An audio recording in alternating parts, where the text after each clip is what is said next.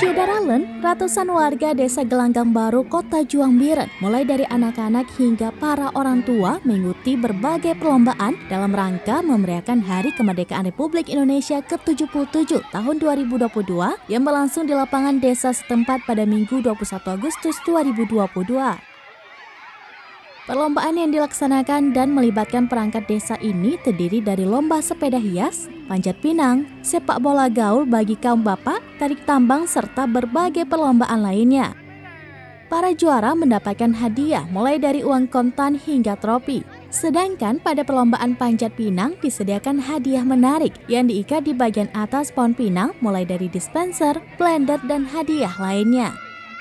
Informasi diperoleh Serambi perlombaan memeriahkan HUT Republik Indonesia ke-77 ini juga dilaksanakan di seluruh desa dan di beberapa sekolah.